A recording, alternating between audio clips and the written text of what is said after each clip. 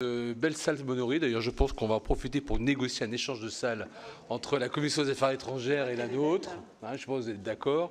Je ne mets pas aux voix, mais enfin voilà, c'était une proposition de changer de salle avec. Changer de salle. Exactement. Ça c'est sûr. Il faut peut-être même des cires. Allez. Bon, alors nous allons entendre à présent Mesdames Catherine Vautrin, ministre du Travail, de la Santé, des Solidarités et des Familles, et Amélie de Montchalin, ministre chargée des Comptes publics. Je vous ai dit que cette audition fait l'objet d'une captation vidéo. Elle est retransmise en direct sur le site du Sénat et sera disponible en vidéo à la demande. Mesdames les ministres, dans son avis numéro 2025-2, et c'est précis, en date du 18 juin 2025, le comité d'alerte sur l'évolution des dépenses d'assurance maladie a notifié au Parlement, au gouvernement et aux caisses nationales d'assurance maladie, dans le cadre de cet avis, son appréciation selon laquelle il existe un risque sérieux que les dépenses d'assurance maladie dépassent l'ONDAM fixé par la loi de financement de la sécurité sociale pour 2025, avec une ampleur dépassant le seuil de 0,5%, je vous rappelle, environ 1,3 milliard d'euros. Au terme de l'article L114.4.1 du Code de la sécurité sociale, il revient alors aux caisses et à l'État de proposer des mesures de redressement. Tel est le cas de notre audition de ce jour, car nous souhaitions avoir votre regard déjà sur la situation, bien entendu, et en même temps sur les dispositions qui pourraient être envisagées pour réagir à la situation de dépassement du seuil. Voilà. Donc je vous propose, mesdames, d'intervenir dans un premier temps, et comme le veut la règle, nous donnerons la parole ensuite à nos sénateurs, en commençant par nos deux rapporteurs, notre rapporteur général de la Commission et la rapporteure de la branche maladie, puis ensuite nous ouvrirons le débat. Voilà, alors je ne sais pas qui commence. Catherine Vautrin, c'est à vous. Monsieur le Président, cher Philippe Mouiller, Madame la rapporteure générale de la Commission des affaires sociales, Madame la rapporteure de la branche maladie de la Commission des affaires sociales, Mesdames, Messieurs les sénatrices et sénateurs, merci de nous auditionner cet après-midi. Et vous imaginez que comme ministre du Travail, de la Santé, des Solidarités et des Familles, je vois bien la responsabilité qui est la mienne d'être garante de la soutenabilité de notre modèle social, ce qui évidemment nous conduit à regarder la situation financière en face et donc d'agir en responsabilité. Vous vous souvenez qu'au mois d'avril, le Premier ministre a, dans ce cadre, alerté publiquement en rappelant combien la dépense devait être contenue. Et c'est pour cette raison qu'aujourd'hui, nous sommes devant vous avec la ministre Amélie de Montchalin. Et je voudrais souligner devant vous, Mesdames et Messieurs les sénatrices et sénateurs, combien nous avons une lecture complémentaire avec la ministre en charge des comptes publics, puisque l'objectif, c'est effectivement de trouver les voies et les moyens de préserver ce modèle social tout en essayant de contenir la dépense. Et donc, je vais commencer mon propos par, évidemment, ce que vous avez bien voulu évoquer, Monsieur le Président, à savoir l'alerte ONDAM. Comme chaque année en juin, donc le comité d'alerte sur l'évolution des dépenses d'assurance maladie a rendu son avis sur l'ONDAM 25. Chacun sait que ce comité a été créé en 2004. Il a pour mission d'alerter à la fois le Parlement, le gouvernement, les caisses d'assurance maladie en cas de risque de dépassement de l'ONDAM voté. À ce stade, effectivement, le comité d'alerte considère qu'il existe un risque sérieux que les dépenses d'assurance maladie dépassent l'ONDAM fixé par la loi de financement de la sécurité sociale pour 2025 avec une ampleur supérieure au seuil de 0,5%, soit 1,3 milliard d'euros. Le comité a donc tiré la sonnette d'alarme. Les constats sont clairs. Nous avons une dynamique forte de la dépense, aussi bien pour les soins de ville que pour l'hôpital, et donc la trajectoire est difficile à anticiper.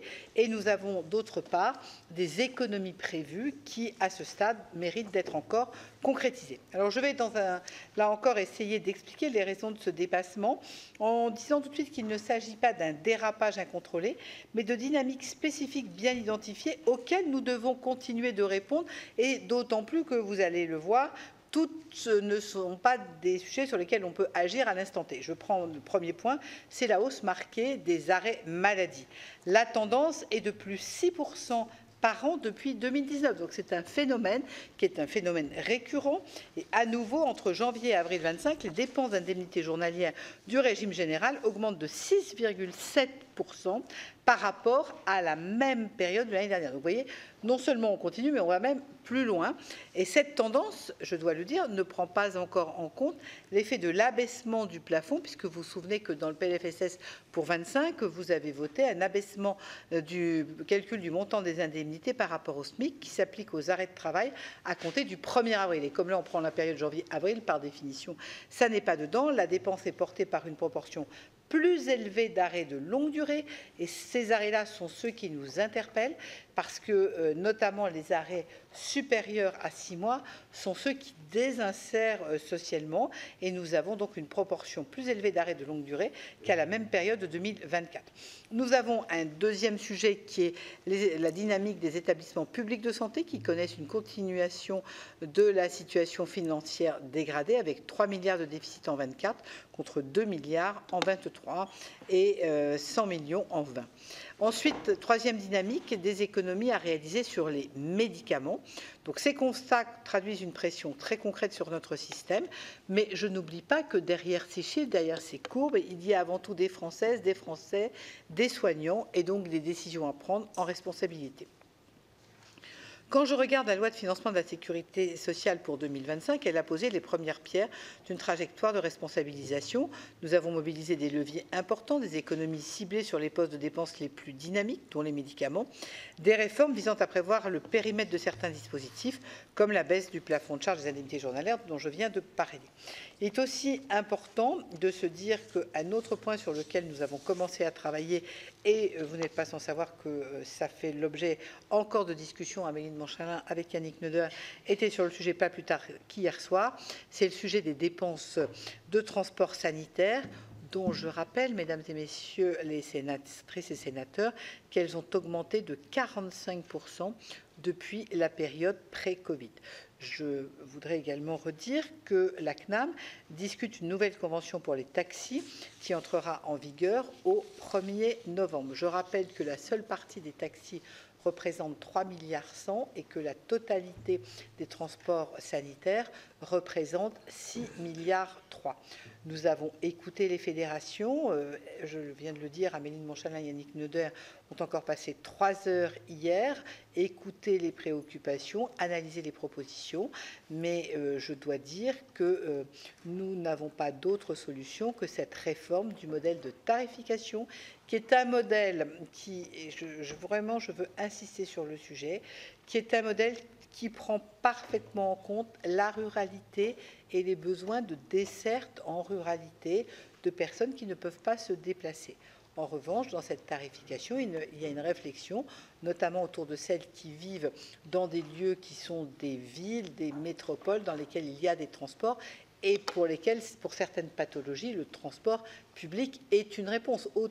Le travail que nous avons à mener sur le sujet, c'est d'adapter la pathologie au mode de transport. Certaines consultations, les patients urbains peuvent s'y rendre en utilisant des transports publics. En revanche, il est clair qu'il y a des pathologies qui nécessitent un accompagnement spécifique. C'est cet équilibre sur lequel nous devons travailler.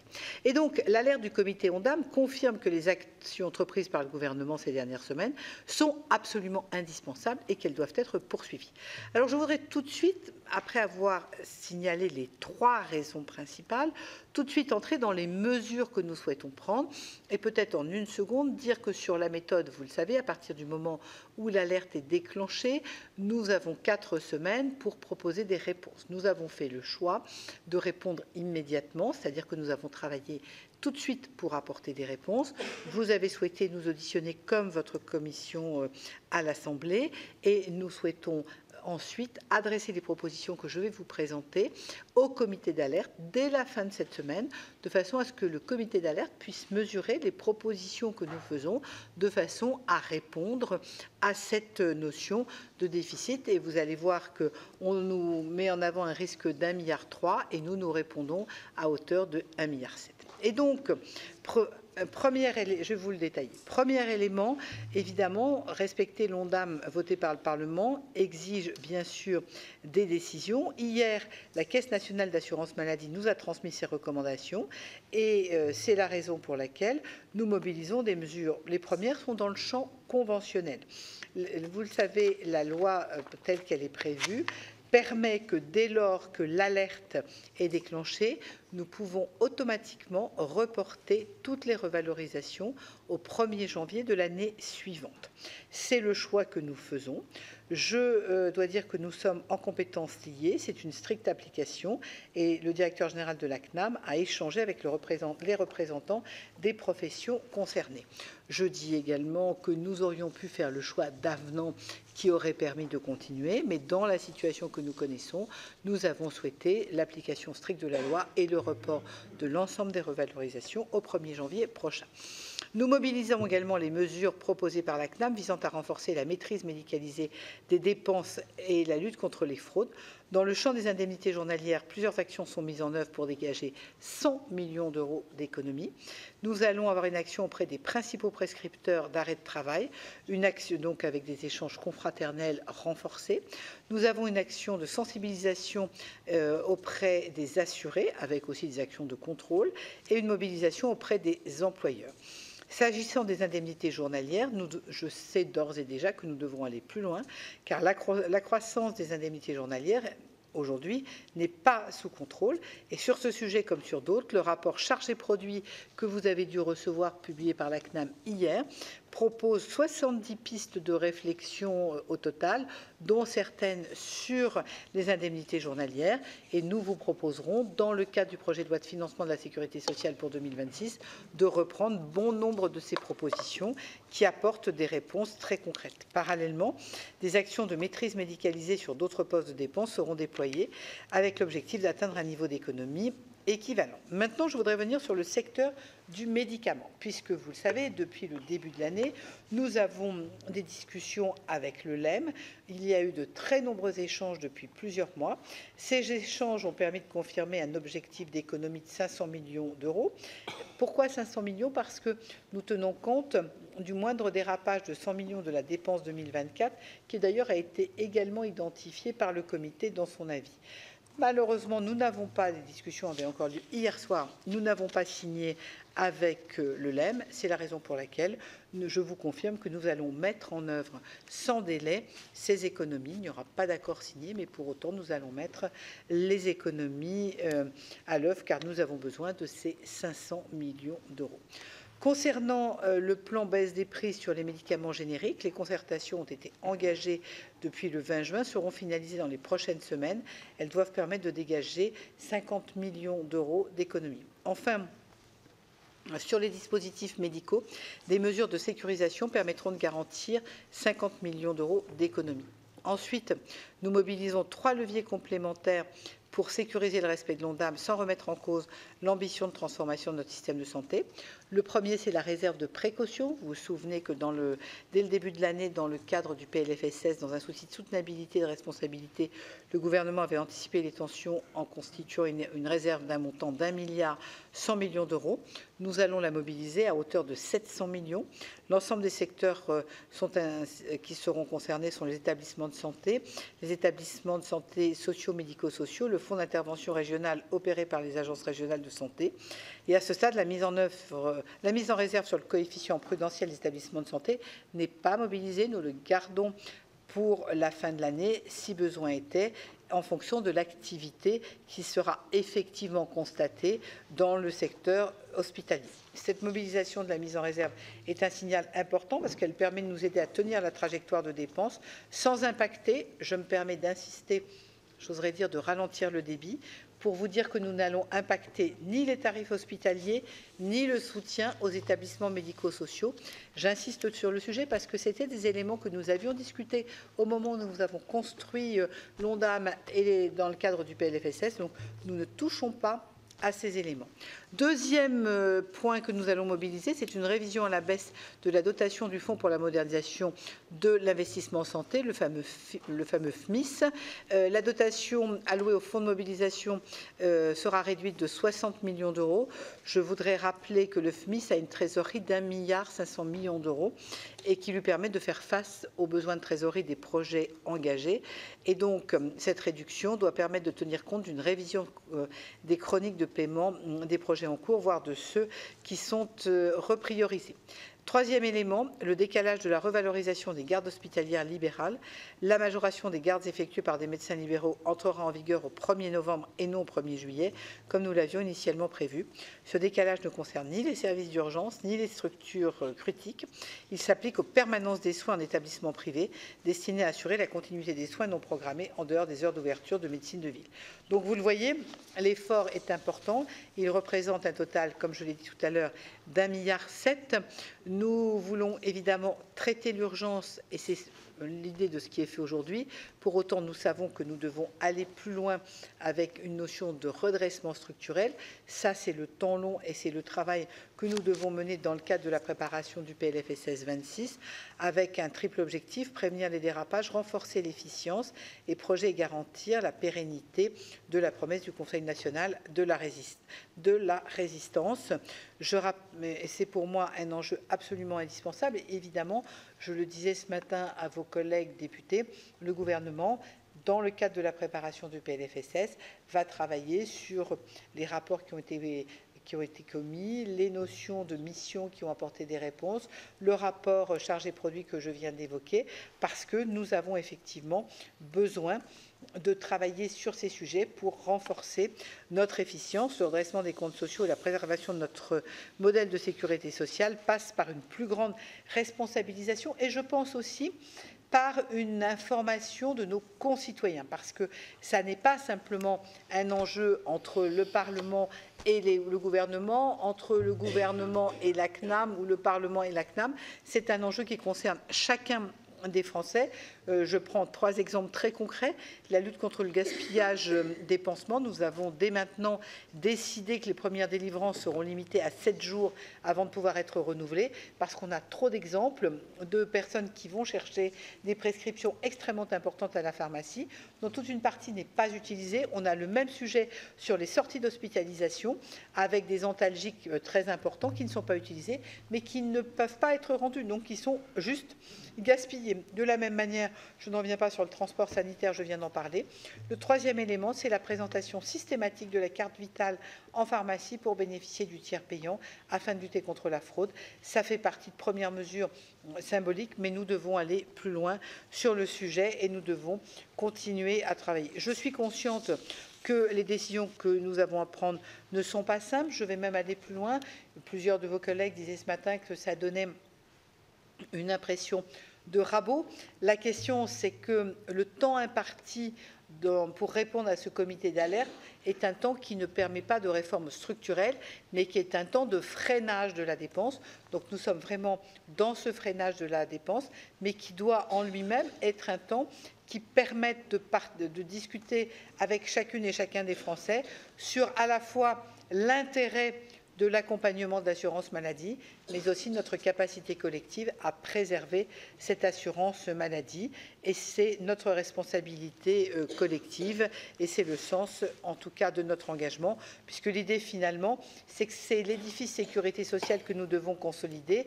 On parle beaucoup du 80e anniversaire. Moi, je dirais qu'en 2045, c'est le centenaire. Comment est-ce qu'on a capacité à préparer le centenaire pour éviter que celles et ceux qui vont nous succéder ne soient réduits à faire le récit d'une magnifique idée qui aurait été abandonnée par manque de financement. Merci Madame la Ministre. Je donne maintenant la parole à Madame de Montchalin. Merci Monsieur le Président, Madame la Ministre Catherine, Madame la rapporteure générale, Mesdames et Messieurs les sénatrices et sénateurs. Bon, les circonstances dans lesquelles on se réunit aujourd'hui, vous les connaissez. Nous avons pu en parler dès lundi lors du projet de loi d'approbation des comptes de la Sécurité sociale qui n'a pas amené à l'approbation des comptes puisqu'ils n'ont pas été validés. Il en reste que nous nous tenons aujourd'hui devant cette alerte d'un risque sérieux de dépassement et le rapport du comité d'alerte montre que les risques sont cumulés à 2,3 milliards d'euros, ce qui doit nous alerter mais surtout nous faire agir. Vous vous en souvenez, le Premier ministre s'était engagé à un déficit de 5,4% en 2025 et il nous semble qu'il est essentiel, vu les conditions dans lesquelles ce budget a été établi, que nous soyons particulièrement mobilisés pour le tenir dans tout ce qui est à notre main, et donc en particulier les dépenses, alors que l'environnement économique, lui, est très incertain. Vous savez qu'on a déjà baissé par 2 fois la prévision de croissance, puisqu'elle était de 1,1% quand on était arrivé. On l'a révisée à 0,9, puis à 0,7. Aujourd'hui, on voit quand même que l'environnement international fait peser sur toute l'Europe en particulier des aléas de croissance forts. Et donc, cette règle de prudence et de bonne gestion, nous l'appliquons à tous. L'ONDAM a une procédure particulière. Pour les autres secteurs de la dépense publique, l'État, les collectivités, nous avons rendez-vous demain pour notre deuxième comité d'alerte qui, après celui du 15 avril, sera un moment où nous présenterons avec Éric Lombard, Catherine Vautrin, François Rebsamen, l'intégralité de ce que nous avons à date de connaissances, à la fois sur la croissance, sur les recettes, sur les dépenses, et que nous puissions prendre avec vous, parlementaires, avec les partenaires sociaux, avec l'ensemble des acteurs publics, des décisions sur la manière de gérer ces risques et ces aléas. C'est une nouvelle méthode et c'est le fruit des enseignements de ce que nous avons vu se produire en 2023 et 2024, qui a été largement travaillé dans vos assemblées, ici au Sénat, mais aussi à l'Assemblée nationale, pour dire que dans un monde incertain, nous manquions d'éléments de pilotage infra-annuels, comme on dit, au cours de l'année, pour au fond nous recaler face à des évolutions parfois très brutales. On l'avait vu en 2023-2024, notamment sur l'inflation. Alors, les mesures qui ont été annoncées, je ne vais pas y revenir, vous venez de les comprendre. Le monde de la santé est un monde par définition plus difficile à piloter que d'autres secteurs de la dépense publique. C'est plus aléatoire, ça, comme dit souvent Catherine Vautrin, on gère du vivant. Néanmoins, des leviers existent de régulation et donc des mesures peuvent être prises et j'en suis pour ma part très consciente à la fois de ce qu'ils représentent, mais aussi de leur nécessité. Et je voulais mettre devant vous en avant 4 caractéristiques des efforts qui vous sont proposés, que nous allons mettre en œuvre et que nous avons présentés, qui me semblent essentiels. Tout d'abord, c'est la valeur des outils prudentiels que nous avons mis en place en début d'année. Vous vous souvenez, on a mis 1,1 milliard d'euros de côté, en réserve. C'était inédit, c'est une vraie réserve, qui n'est pas juste les coefficients prudentiels que vous savez seront libérés aux hôpitaux si l'activité n'a pas été au niveau prévu. Mais cette réserve, elle est inédite et on voit bien à quel point elle est utile. Deuxième caractéristique, c'est que ces mesures proposées cherchent à être équilibrées dans qui les porte. Il aurait été très simple, comme souvent, de dire c'est l'hôpital qui est au fond plus facilement pilotable, qui va éponger les dérives, sauf que ces dérives, on le voit bien, elles ne sont pas qu'à l'hôpital. C'est pourquoi vous avez entendu parler de mesures qui sont à la fois sur l'exercice en ville, avec notamment les reports de revalorisation. J'insiste sur le fait que c'est bien un report de revalorisation. Les professionnels libéraux ne perdent rien, simplement qu'ils gagneront un peu plus tard. Vous avez vu également qu'il y avait des mesures sur le médicament, sur les dispositifs médicaux, sur les transports et sur les indemnités journalières, sujet sur lequel, avec Catherine Vautrin et je dois dire le Premier ministre et tout le gouvernement, nous sommes très mobilisés parce qu'il y a là un élément qui doit nous interroger sur ce qui est de la responsabilité des prescripteurs, et donc la CNAM notamment contrôle plus activement, ce qui est de la responsabilité des employeurs, sur les conditions de travail, sur le management, sur l'organisation du travail, et ce qui est de la responsabilité des assurés, avec, je crois, une conscience collective qui doit être que quand la collectivité paye, ce n'est pas gratuit, ça repose sur l'ensemble des Français, et donc il y a un enjeu à la fois de responsabilité et de lutte contre la fraude. Sur ce plan, vous savez qu'on passe à 1,4 SMIC de plafond de prise en charge depuis le 1er avril, mesure qui ne se voit pas encore dans les chiffres. Et nous avons pris une deuxième mesure importante, c'est qu'à partir du 1er juillet, aucun acte d'arrêt maladie ne pourra plus être fait sur papier ou sur papier classique. Il y aura encore du papier pour certains cas, mais il sera sur un formulaire sécurisé et unique qui permettra là aussi d'éviter les dérives. Donc ça, c'est important. Premier élément, cadre prudentiel. Deuxième élément, cadre partagé, mieux réparti sur les sources, au fond, de la dépense. Troisième élément, c'est que nous assumons que ces mesures soient des mesures de court terme, donc qui ont un rendement à court terme.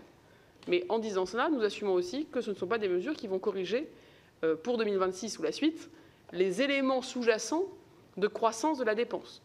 Donc il faut aussi le reconnaître, ce ne sont pas des mesures qui, parce qu'on les a prises aujourd'hui, porteront du fruit au-delà de la fin de l'année. Et dernier élément très important pour moi, c'est que les efforts et les économies présentées sont crédibles, c'est-à-dire que quand elles sont chiffrées, elles peuvent être atteintes. Ce n'est pas un chiffre qui a été mis là pour se rassurer, ce sont des économies crédibles, ce ne sont pas des économies insincères, ce sont des économies que nous pouvons faire.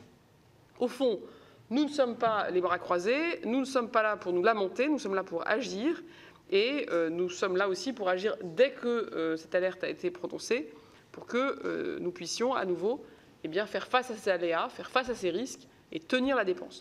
Je conclurai en vous disant que dans ma fonction de ministre des Comptes publics, il y a 3 choses qui me font travailler et réfléchir. La première, c'est qu'on a augmenté de quasiment 1 point de PIB le poids de la dépense de santé dans notre pays en 5 ans. Et on est en train en 2025 de refaire la même chose, puisque l'ONDAM prévu est à 3,4% de croissance, et la croissance en ce moment dans notre pays, PIB plus inflation, est autour, vaguement en dessous de 2%. Si vous avez 2% de croissance, PIB plus inflation, et un ONDAM qui croît à 3,4%, ça veut dire que dans le PIB, la santé prend de plus en plus de place. On peut considérer que c'est une bonne nouvelle, parce que c'est un investissement. On peut aussi considérer que si les recettes, elles, ne croissent en gros que de, au mieux, 2%, si vous avez une dépense qui croît de 3,4%, il n'y a pas de mystère. C'est soit du déficit, soit de la dette qui viendra après le déficit. Donc ça, c'est une question de fond. Et dans le rapport chargé-produit, dans nos échanges avec Catherine Vautrin pour envisager une trajectoire de retour à l'équilibre de la sécurité sociale avant 2029, il est évident qu'il nous faut arriver à maîtriser la croissance de nos dépenses, quelle qu'elle soit d'ailleurs, avec en ligne de mire la croissance des recettes. Et qu'à partir du moment où vos dépenses augmentent plus vite que vos recettes, c'est la base de la pensée budgétaire, c'est que vous avez une difficulté. Difficulté qui peut être assumée, mais en tout cas qu'il faut regarder comme telle. Deuxième élément de ce que je voulais vous rappeler, c'est que le chiffre de déficit, ce n'est pas qu'un chiffre. Ce sont des dépenses futures que nous ne pourrons plus payer. Dit autrement, quand vous avez 22 milliards de déficit, vu le niveau des taux d'aujourd'hui, les taux d'intérêt, c'est à partir de l'année prochaine 700 millions d'euros chaque année, jusqu'à temps que nous puissions rembourser la dette, et vous savez que c'est toujours très difficile de les rembourser. Chaque année, nous allons lever des charges, lever des impôts, et chaque année, 700 millions d'euros de ces charges et impôts vont payer des créanciers, pour la seule année 2025. Et ces 700 millions, c'est autant qui n'iront pas dans les hôpitaux, dans les infirmières, dans les EHPAD, dans les structures sociales ou de soins. Je le dis parce que trop souvent, quand on parle de milliards, on oublie que derrière, il faut les financer. Et quand on les finance, c'est la dépense future qui sera versée à nos créanciers plutôt qu'aux politiques publiques. Et dernier élément sur lequel je voulais revenir, c'est qu'en termes d'outils de pilotage, nous avons, je crois, des leçons à tirer à la fois de la période récente et de ce que nous faisons aujourd'hui. Beaucoup de propositions sont sur la table sur la manière de renforcer ces outils de pilotage au cours de l'année. Est-ce qu'il faut renforcer ce comité d'alerte? Est-ce qu'il faut qu'on fasse aussi plus de pilotage et de réserve du côté de la ville? Est-ce qu'il faut réformer la clause de sauvegarde sur les médicaments? Est-ce qu'il faut, au fond, piloter une dépense effective plutôt que de piloter des soldes dans les hôpitaux? Autant de questions assez structurantes qui, à mon avis, peuvent faire une assez grande différence dans la lisibilité de ce que nous faisons, mais aussi dans votre capacité, vous, de parlementaires, de nous évaluer, de nous contrôler, et au fond de représenter les Français dans ce qui est un des piliers de notre pays, la sécurité sociale, qui a 80 ans, qui n'a plus complètement, comme on dirait, toutes ses dents, et qu'il nous faut renforcer. Merci beaucoup, Madame la Ministre. Je vais donc maintenant donner la parole à nos rapporteurs. Je commence par Elisabeth Doineau. Merci, Monsieur le Président. Merci, Mesdames les ministres, chers collègues. Deux réflexions avant d'attaquer peut-être les questions. La première étant que voilà, le comité de suivi lance l'alerte. Mais l'alerte n'a pas manqué ici au Sénat. On l'a montré par le vote aussi de lundi dernier sur le compte d'approbation des comptes. Le déficit était en partie la raison pour laquelle on n'a pas voté. Bien sûr qu'il y a des imperfections encore sur cette loi d'approbation des comptes, mais cependant, le fait qu'on continue de creuser le déficit n'a pas aidé non plus à ce que nous soyons favorables. Et donc, une alerte qui passe, mais qui passe finalement pas dans le public, alors que la situation est très grave. Et qu'en fait, on se trouve devant une réalité, c'est-à-dire que quand on ne prend pas des décisions suffisamment tôt, eh bien, voilà, on est obligé d'accepter celles qui arrivent.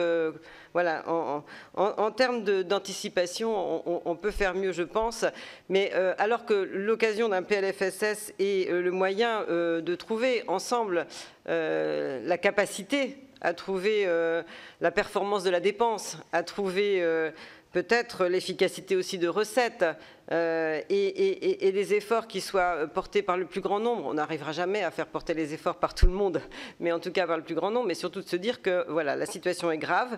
Et donc le comité d'alerte pose voilà, ces difficultés sur la table et vous nous présentez les mesures, certes, qui sont des mesures à court terme. Et moi, je l'entends parfaitement parce que quand je vois la progression de ces derniers mois, de ces dernières années et celle qui arrive avec, on le sait tous, le vieillissement de la population et les efforts qu'il faudra faire face à cela, la situation est extrêmement grave et il faudrait que chacun puisse s'approprier en tout cas une part de responsabilité. Et moi je dirais que chacun devienne plutôt citoyen plutôt qu'usager. C'est-à-dire qu'on prenne vraiment cette forme de responsabilité de ne pas consommer du soin, mais de faire en sorte que chacun soit responsable de la dépense en quelque sorte. Il ne s'agit pas de stigmatiser, mais si on veut que ça continue pour tout le monde dans les meilleures conditions, on a une responsabilité les uns et les autres, et pas seulement ici au Parlement ni au gouvernement, mais c'est dans toute la population. Alors, mes questions sont les suivantes. L'avis du comité d'alerte a mentionné un certain nombre de risques, vous les avez énumérés, Madame la Ministre, et qui permettent d'atteindre un seuil de 1,3 milliard d'euros et de justifier le déclenchement de la procédure d'alerte. Mais il évoque d'autres risques de dépassement, vous l'avez dit, en particulier le risque d'un dépassement d'1 milliard d'euros de l'activité tarifaire MCO. Alors, faut-il comprendre selon vous, qu'en l'absence de réaction du gouvernement, le dépassement pourrait atteindre la somme des différents risques, soit plus de 2 milliards d'euros, ou cela vous semble-t-il exclu? Ma deuxième question, le comité d'alerte met particulièrement en avant 3 risques de dépassement pour parvenir au seuil de 1,3 milliard d'euros. Parmi ces risques figure pour 0,7 milliard d'euros l'absence de protocole d'accord avec le LEM. Vous avez expliqué qu'il n'y a pas d'accord, mais qu'est-ce qu'il faudrait pour qu'il y ait un accord? Parce qu'on ne peut pas rester devant quelque chose qui ne se fait pas. Il faut chercher quel pas il faut faire les uns vers les autres, mais en tout cas, il faut avancer.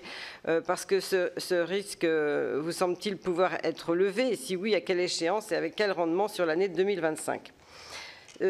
La question suivante, l'article L114.4.1 du Code de la sécurité sociale prévoit que le comité d'alerte rend son deuxième avis obligatoire. C'est une question de date, oui, avant le 1er juin. Là, l'échéance n'a pas été respectée puisque c'est arrivé le 18 juin. Est-ce que ça vous semble compatible avec une gestion infra-annuelle efficace? En tout cas, nous, on l'a jugé plutôt pas efficace parce qu'avec le compte d'approbation, ça aurait pu être plus intéressant d'avoir cet avis lorsque nous avons débattu. Et si ce n'est pas le cas, que faudrait-il faire pour que le comité d'alerte rende ses avis plus tôt? Et puis la dernière question, la gouvernance de l'ONDAM pose un double problème. Depuis la crise sanitaire, les prévisions présentent un biais optimiste. Ça, je crois qu'on a partagé cela sur ces rangs. Et il n'existe pas de véritables instruments de régulation infra-annuelle. Que faut-il faire selon vous pour progresser sur ces 2 points? En particulier, que pensez-vous de la proposition de la CNAM de charger un organisme indépendant comme le comité d'alerte de réaliser un examen approfondi de la construction de l'ONDAM? Merci beaucoup. Je continue avec Corinne Imbert, puis on fera votre réponse. Merci, Monsieur le Président. Merci, Mesdames les ministres, pour vos exposés. Ce n'est pas moi qui vais me plaindre que le comité d'alerte est alerté, puisque lors d'une discussion de PLFSS précédent, je réclamais que le comité d'alerte alerte le plus tôt possible. Donc, voilà. Maintenant que cet avis est donné, qu'est-ce qu'on en fait, effectivement? Alors, pardonnez-moi, mais dans la mesure où la branche maladie pèse un tout petit peu dans le déficit de la sécurité sociale, j'ai évidemment plusieurs questions à vous poser, Mesdames les ministres, mais essentiellement à vous, Madame Vautrin. Tout d'abord, la situation particulièrement critique des établissements de santé. Un point de fuite majeur de l'ONDAM selon le comité d'alerte, une véritable impasse financière selon la Cour des comptes. La situation financière des hôpitaux poursuit sa dégradation dans des proportions inquiétantes.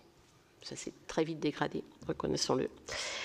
1,1 milliard d'euros en 2022, 2 milliards d'euros en 2023, et nous arrivons à 3 milliards d'euros sur l'année écoulée. Donc, se pose la question de l'utilisation des mises en réserve de financement que vous avez évoquées, qui sont destinées aux établissements de santé pour couvrir le déplacement prévisible du sous-objectif soins de ville. Les déséquilibres financiers auxquels font face les établissements de santé les mettent dans l'incapacité de financer l'investissement lourd, en particulier l'investissement immobilier. Comment poursuivre en même temps un objectif de soutien durable à l'investissement parce qu'il ne faut pas se cacher la face, il y a des besoins d'investissement, et le désendettement des hôpitaux. Les dépenses d'indemnité journalière, vous l'avez dit, elles ne sont pas sous contrôle. Je vais pas revenir sur les chiffres. Le gouvernement envisage-t-il, au vu du prochain PLF16, de prendre des mesures plus fortes pour assurer enfin la maîtrise des dépenses d'indemnité journalière, comme l'allongement du délai de carence, voilà, qui a déjà été évoqué dans cette maison. On voit bien aussi bien en montant qu'en pourcentage, ça dérape, et je pense que le sujet n'est pas un sujet tabou. La question très sensible pour les professionnels de santé, et comme vous l'avez rappelé à juste titre, l'avis du comité d'alerte permet par le Code de suspendre jusqu'au 1er janvier 2026 les revalorisations qui étaient envisagées. Sont notamment concernés les masseurs kinésithérapeutes, les médecins spécialistes et les chirurgiens dentistes. D'abord, Madame la Ministre, même si le Code permet la suspension automatique des revalorisations conventionnelles, elle peut être dépassée par un avenant qui permettrait une entrée en vigueur avant le 1er janvier 2026. Voilà. Est-ce que, alors, j'ai cru comprendre que vous avez fait un choix, vous l'assumez, et c'est bien ce qui crée quelques tensions aujourd'hui. Le Sénat dénonce depuis plusieurs années l'insuffisant pilotage financier de l'activité conventionnelle. C'est quelque chose qu'on a souvent fait remarquer, le manque d'informations transmises au Parlement. Êtes-vous en mesure de nous indiquer si les professions concernées sont impliquées dans le dépassement des prévisions ou s'apprêtent à payer pour d'autres? Parce que c'est quand même en partie la question. Tout à l'heure, vous disiez, Madame la Ministre, que j'ai noté le dérapage n'est pas qu'à l'hôpital, mais il est aussi à l'hôpital. Voilà, donc attention, parce qu'il n'y a rien de pire qu'un sentiment d'injustice. Donc, êtes-vous en mesure de nous indiquer si les professions concernées sont impliquées dans le dépassement ou s'apprêtent à payer pour d'autres? Ce type de régulation ne visant pas spécifiquement les professions ou les actes à l'origine du déplacement vous semble-t-il satisfaisant ou faut-il revoir ce déficit?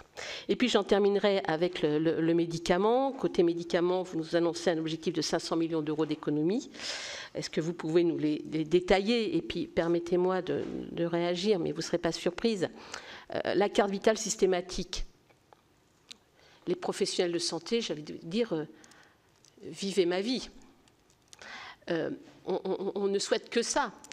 La carte vitale systématique pour bénéficier du tiers payant, particulièrement pour les médicaments onéreux, on va arriver à ce qu'on connaît dans certaines régions de France, où vous avez des officinaux, pour ne pas se prendre le risque d'indus, qui refusent aujourd'hui de délivrer des médicaments. Alors, ils ne le refusent pas comme ça, bien évidemment, mais c'est plus difficile d'obtenir certains médicaments chers dans certaines officines que dans d'autres parce que les professionnels de santé n'en peuvent plus des indus qu'on leur impute.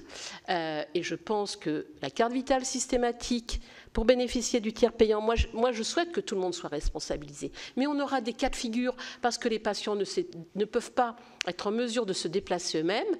C'est quelqu'un qui vient pour eux, qui oublie la carte vitale. Qu'est-ce qu'on fait? Alors on peut toujours dire revenez nous voir, bien sûr. Mais franchement, attention aux décisions qui seront prises. Franchement, encore une fois, je crois que les officinaux souhaitent tous que le patient présente la carte vitale. Évidemment. Mais attention à ce qui en découlera d'une mesure comme celle-là. Voilà. Je m'en arrêterai là et je vous remercie. Mesdames les ministres, je vous laisse répondre. Merci, Monsieur le Président. Alors, je remets mes feuilles dans le bon ordre. Madame la rapporteure générale, évidemment, je partage sur le fait, et je crois l'avoir dit moi aussi, que finalement, cette notion d'alerte, elle nous concerne nous, mais nous devons l'avoir en partage avec nos concitoyens. Je pense que c'est vraiment un élément extrêmement important. Et moi, je dis toujours que rien n'est gratuit, tout a un coût, et que le choix qui a été fait dans notre pays, c'est effectivement d'accompagner les uns et les autres, mais que chacun doit mesurer l'importance. Et j'en profite à ce stade pour dire d'ailleurs que la CNAM va de nouveau adresser par mail des états de la consommation aux patients. Ça ne se faisait plus parce qu'à une époque que je ne sais pas situer, pour être tout à fait honnête, on envoyait des courriers et je pense qu'à juste titre, on a considéré que les courriers coûtaient de l'argent, généraient du papier, avaient beaucoup de défauts. Bon, aujourd'hui, si vous allez sur votre compte Amélie, vous avez bien évidemment cet élément, mais si vous n'y allez pas, vous ne le voyez pas forcément. D'où l'idée de mettre en plus un mail qui permettra d'inviter nos concitoyens à aller sur le compte Amélie et à voir. L'idée n'est pas de culpabiliser, elle est juste de faire prendre conscience. Je pense que ça, c'est un élément tout à fait important. Ensuite, vous évoquiez, Madame la rapporteure générale, la zone de risque total autour de 2 milliards. Là-dessus, le milliard d'écart, il est sur une notion de comment on situe l'activité à l'hôpital et notamment les notions d'épisodes grippaux, par exemple. Et suivant la période où se passe le fameux épisode, on peut aller de 400 millions à 1 milliard si la période est celle ou pas de la grippe.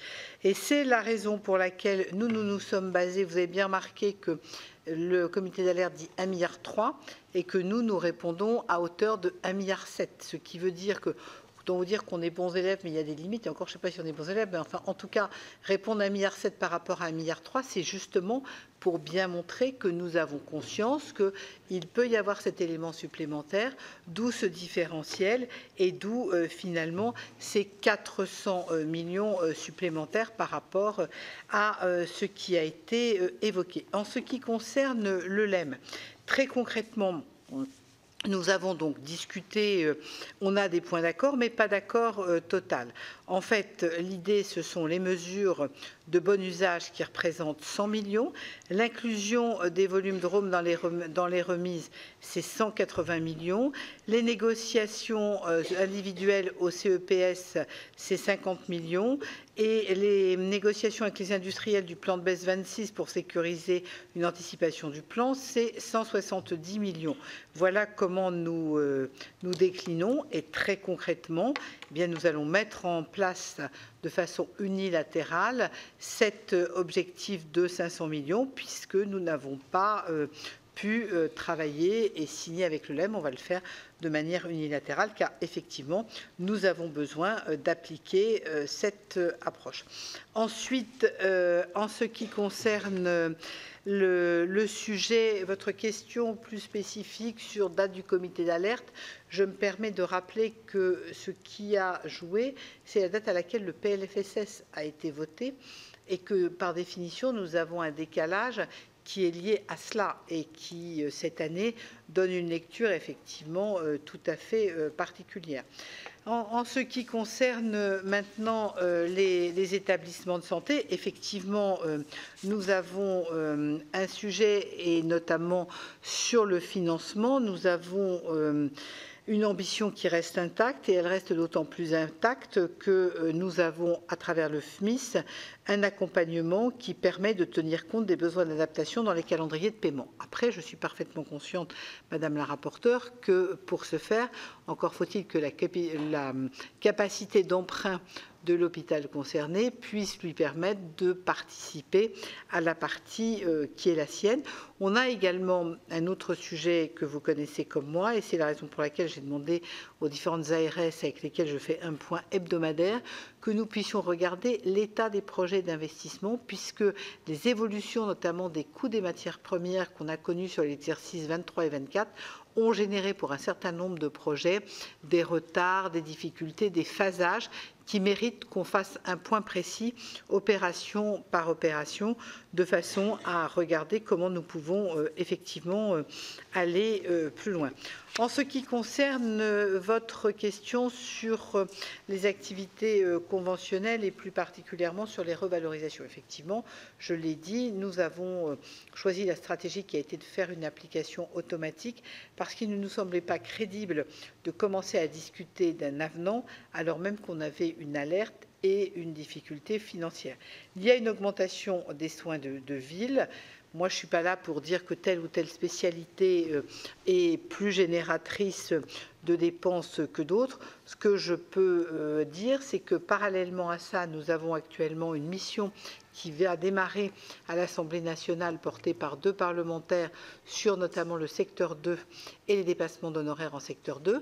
Les 2 parlementaires qui sont Jean-François Rousset et Yannick Monet, je ne voulais pas écorcher son nom, viennent de démarrer, leur rendez-vous commence à être pris. Je pense que là, on a un élément important. Après, on a aussi de l'efficience à l'hôpital. Et je vais prendre un exemple très concret. Dans l'excellent travail qui a été fait par la CNAM dans le rapport charges et produits, vous avez par exemple des chiffres sur l'ambulatoire, notamment dans les CHU, qui sont extrêmement impressionnants. On est à moins de 40%, ou à 40% tout juste, quand on est à 70 ou 80 ailleurs. Donc on voit bien qu'on a, et en disant ça, je ne suis pas là pour critiquer les uns et les autres, je suis là pour dire que nous avons des recherches en matière d'efficience tout à fait importantes sur lesquelles il me semble indispensable que nous devons avancer. En ce qui concerne la carte vitale, je comprends bien votre vie, ma vie et le lien avec tel patient, mais le patient que vous connaissez qui a oublié sa carte vitale une fois, j'oserais dire que celui-là, on doit pouvoir... Notre difficulté, c'est qu'on a quand même 20% des paiements en pharmacie qui aujourd'hui se font sans carte vitale. Et c'est là où il y a un principe sur lequel on doit rappeler à chacun que cette carte vitale, c'est la condition sine qua non du tiers payant, parce que, qu'on le veuille ou non, lutter contre la fraude, et je sais qu'Amélie de Montchalin, dans notre duo, ça fait partie des répartitions, nous avons besoin de cet élément-là autour de la carte vitale pour lutter contre la fraude. C'est vraiment un sujet. Alors, je ne doute pas que dans l'officine, vous connaissez le patient, il n'y a pas de sujet. C'est tous les patients qu'on ne connaît pas forcément, et c'est sur ce sujet-là, vraiment pour nous, je ne dis pas que la fraude est responsable de tout, mais en tout cas, ça fait partie des sujets sur lesquels nous voulons aller plus loin. Je vous laisse intervenir. Oui, merci beaucoup.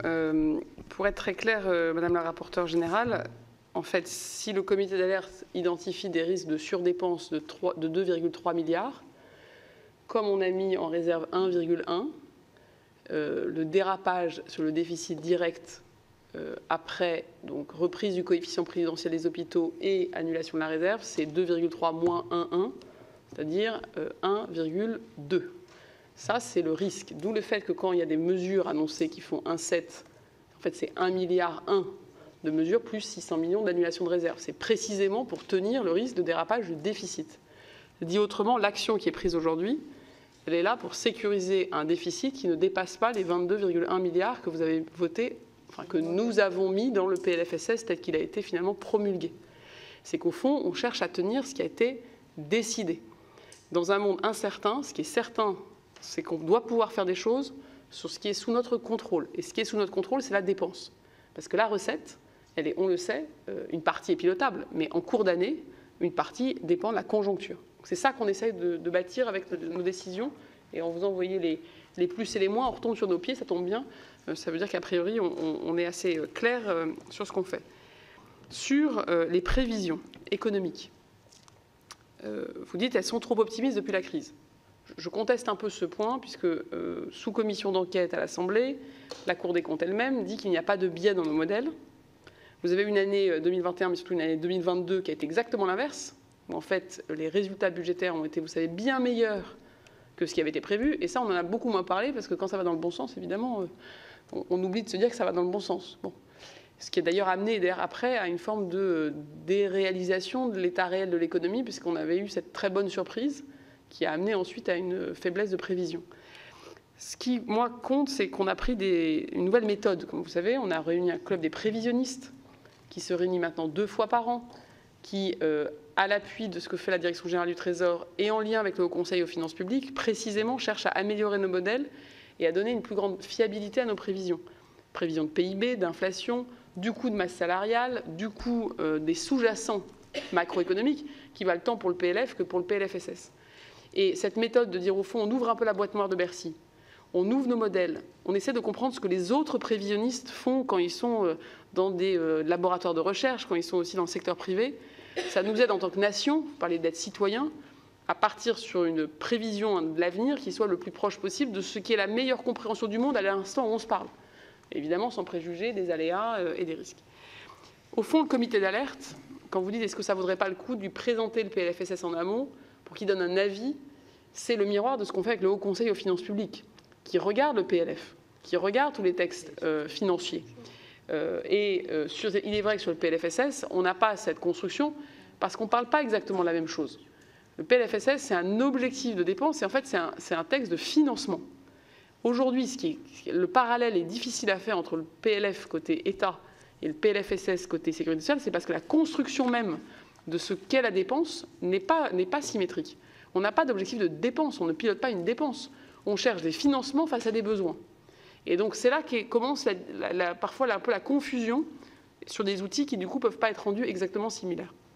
Ce qui est certain sur le comité d'alerte, effectivement il a rendu ses conclusions avec quelques jours de délai, mais le but était d'avoir les dernières remontées comptables, notamment les plus complètes, notamment du mois d'avril, de pouvoir les exploiter et de pouvoir donner un avis le plus complet possible.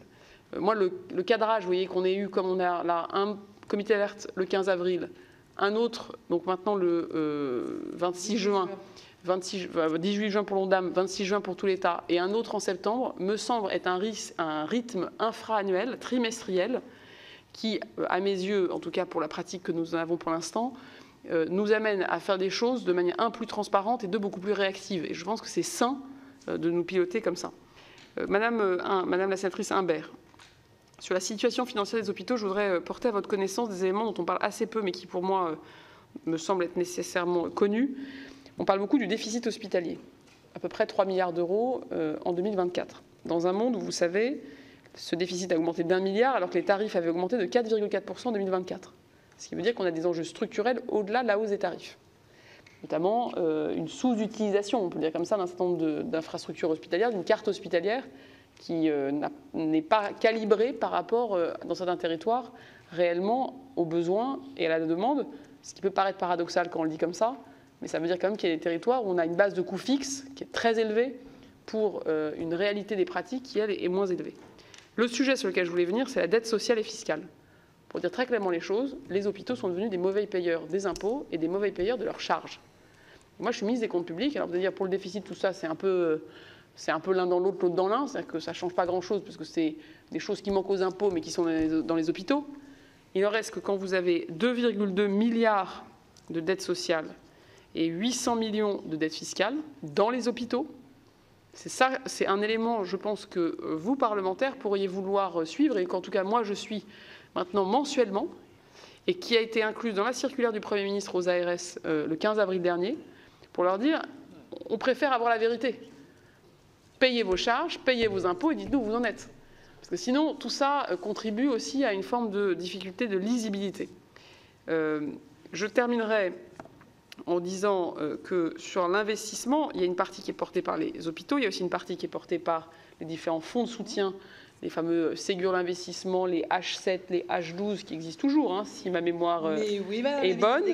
Et donc, ce qui veut dire qu'il y a une partie qui est portée par les bilans des hôpitaux, il y a une partie qui est du soutien extérieur. Donc, on ne peut pas dire, dès qu'il y a un déficit, il n'y a plus d'investissement. Il y a quand même, et heureusement, eu des moments qui ont contribué à l'investissement au-delà de ça. Enfin, sur les indemnités journalières, est-ce qu'il faut prendre des mesures plus fortes? J'en ai aucun doute. Est-ce que la CNAM propose des choses? Oui. Est-ce que ce matin, vous voyez, les députés qui nous ont auditionnés avaient eux-mêmes des idées aussi? Il y a les enjeux de téléconsultation qui permettent d'avoir des prescriptions, il y a des enjeux de durée de prescription des arrêts. Il y a aussi un enjeu de reprise du travail avec ou sans contre-visite médicale dans un certain nombre de cas qui en fait engorge des services de santé au travail sans avoir une valeur ajoutée médicale tout à fait probante dans tous les cas.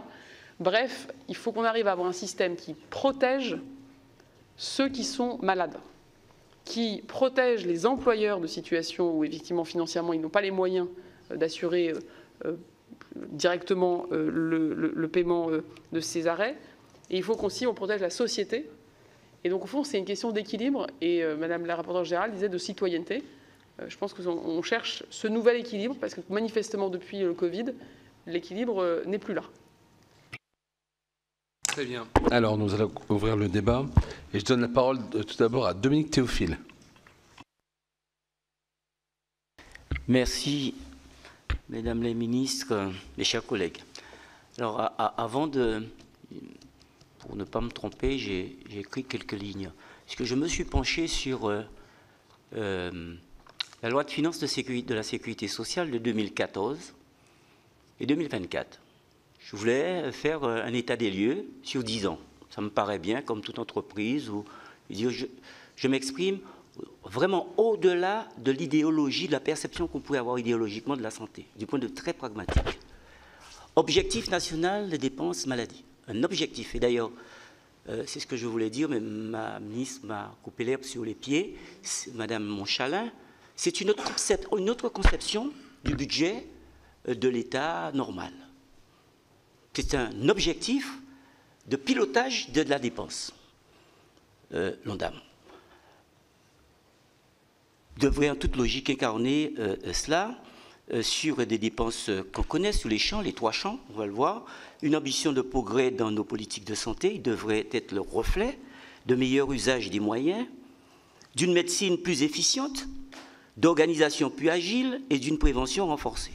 Ça devait être à la disposition de ce que nous mettons en place, un plan de progrès sur ces questions-là. Quand on regarde le plus près, on constate que sur la période de 2014-2024, soit 10 ans, l'ONDAM a augmenté de 43%.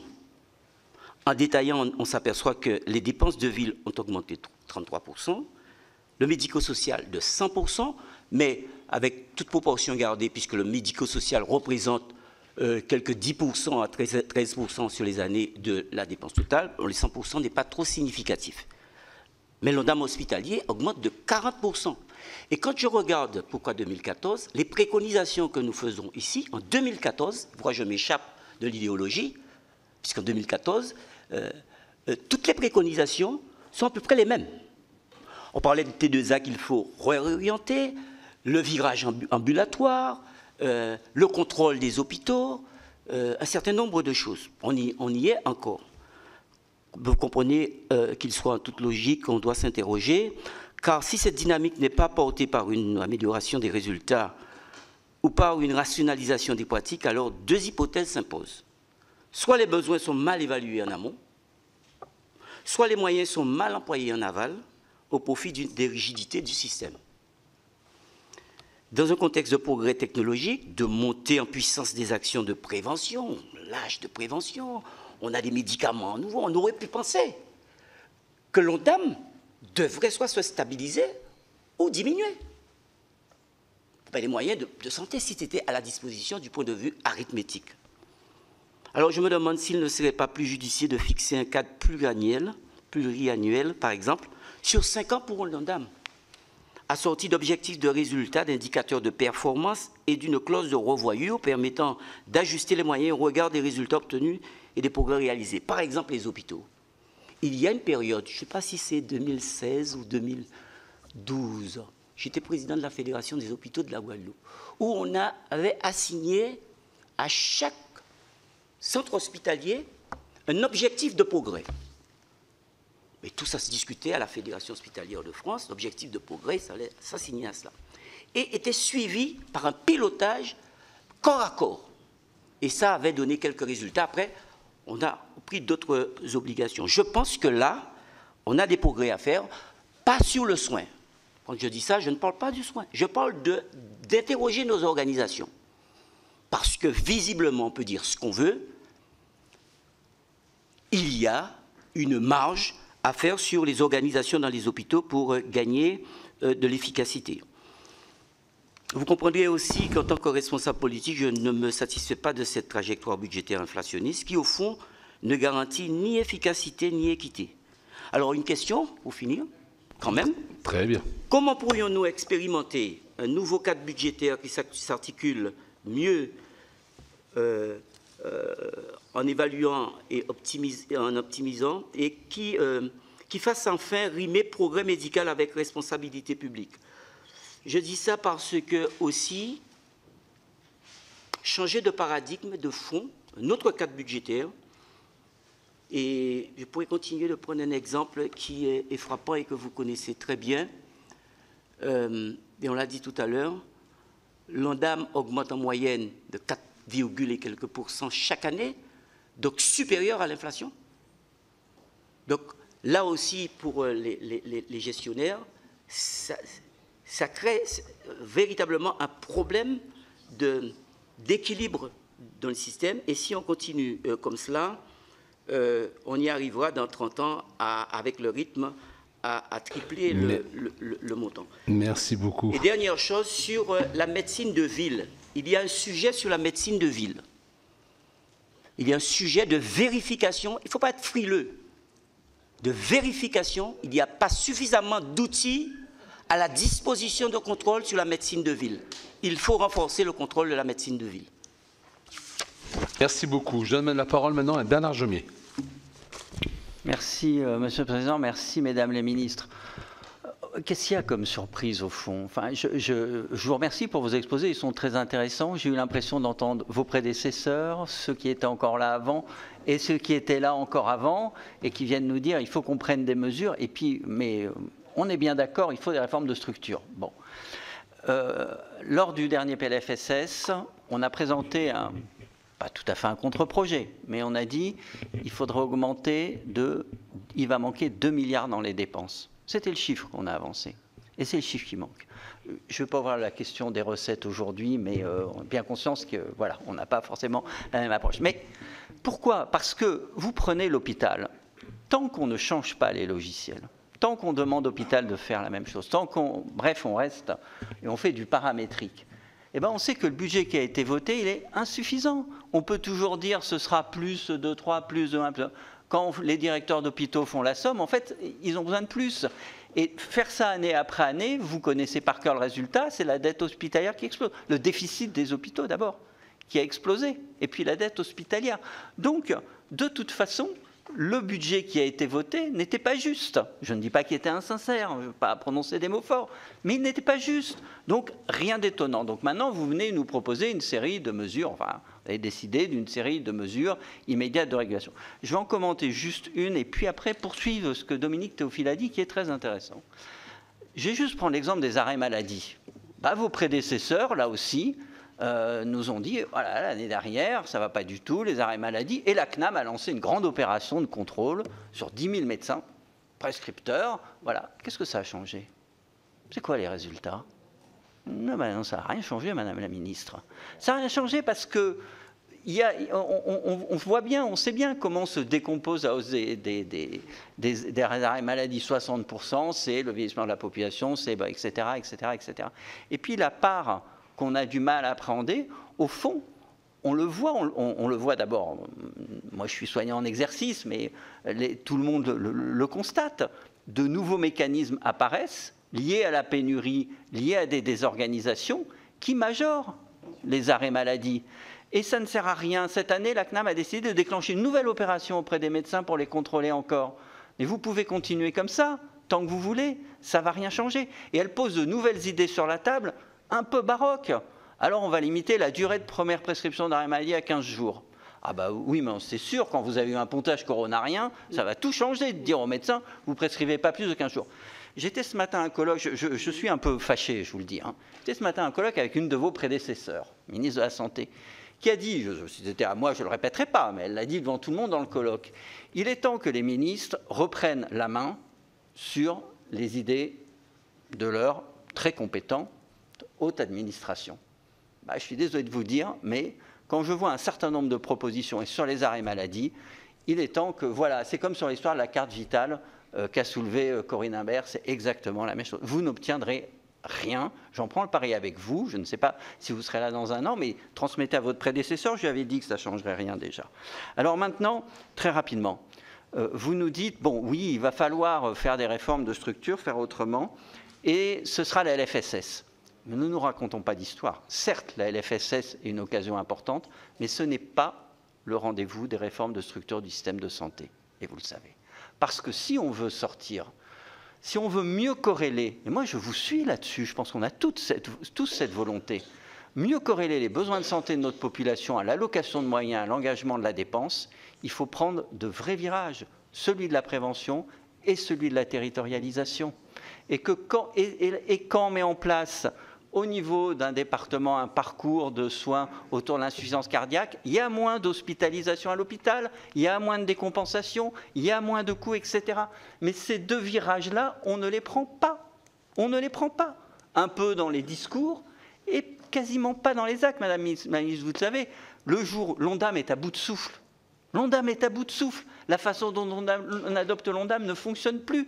Le jour où on confiera à des acteurs plus, peut-être au niveau du département, en tout cas à un niveau plus territorial, le soin de budget de prévention, d'engagement de dépenses, etc., on avancera. Le jour où Madame la ministre des Comptes publics a parlé de la carte sanitaire, mais oui, elle ne va pas, la carte sanitaire, elle se mite en fonction des pénuries et des fermetures, de manque de personnel, etc. Les Suédois, sur puisqu'il y a une hausse de la mortalité néonatale, nous, on est passé de 2 à 4 pour 1000, eux, ils sont passés de 4 à 2 pour 1000 dans le même temps. Et ils ont fermé plein de maternités. Mais ils n'ont pas fait comme nous on fait, où ça ferme parce qu'il y a mitage et donc c'est incohérent, ça surcharge la maternité d'à côté. C'est pas le ministre et les DG d'ARS réunis en visio qui ont dit bon, alors on va tous, faut que chacun ferme, etc. Tant pis. Ils ont fait l'inverse. Ils ont pris par bassin de vie de la population de dire quels sont les besoins des femmes qui vont avoir un enfant. Est-ce qu'il faut des centres périnataux de proximité? Est-ce qu'il faut des maternités? Et ils ont dit, et quand on fait des maternités, il faut 100% de néonates parce que c'est indispensable pour l'enfant. Alors que nous, c'est 40% des maternités qui en ont. Donc, quand on confie, quand on change la méthode, je vais conclure, Monsieur le Président, ne vous inquiétez pas. Mais quand on change la méthode et qu'on fait un peu plus confiance aux acteurs locaux et qu'on élabore le budget santé du pays, pas de cette façon ultra centralisée, verticale, mais plus avec l'ensemble des acteurs, eh bien là, on obtiendra de meilleurs résultats. Et je vous le dis, vous le savez, on ne soigne pas un patient en l'asphyxiant, on ne soigne pas nos finances sociales, et là, par des mesures qui portent atteinte aux hôpitaux, qui vont souffrir encore plus. Très bien. Maintenant, je donne la parole à Raymond de Poncémonge.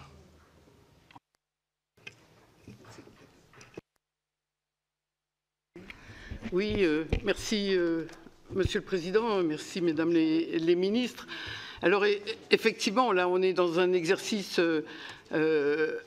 enfin un peu particulier, c'est-à-dire, bon oui, je vais prendre l'exemple des IJSS, mais on pourrait prendre les autres hein, sans aucune difficulté, où en fin de compte, vous mobilisez des leviers apparents, je dirais, oui, apparents, sans revenir sur les causes. Enfin, sans dire, parce que comment vous voulez trouver des leviers si effectivement il n'y aura pas de résultat? Pourquoi? Parce que effectivement, pour le vieillissement de la population active, il faut dire le vieillissement de la population active. Hein. Pour les IJSS, ce n'est pas le vieillissement qui a des impacts sur les dépenses de santé, puisqu'on a une dépense de santé par âge qui est différente. Non, là, de façon un peu pudique, on dit le vieillissement, mais c'est le vieillissement de la population active.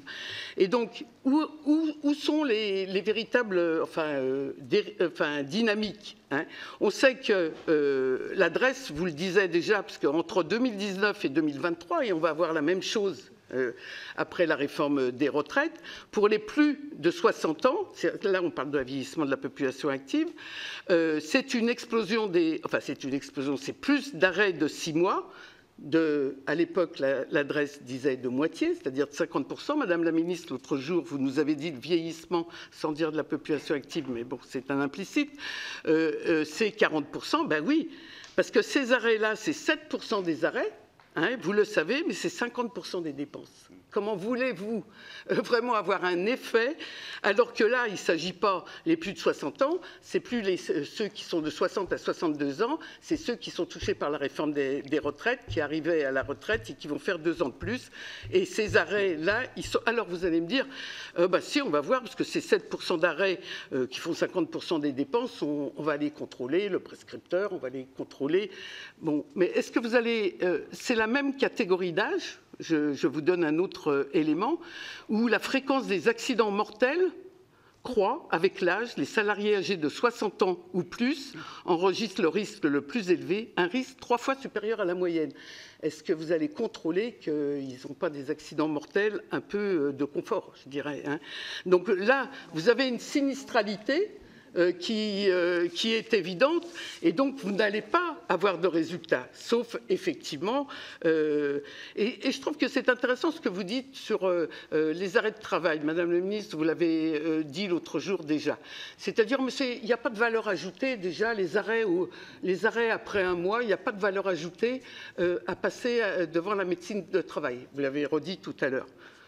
Ben, je suis désolée, si. Parce que les arrêts de plus d'un mois, on peut aussi en parler pour les jeunes, hein, puisque c'est la deuxième catégorie.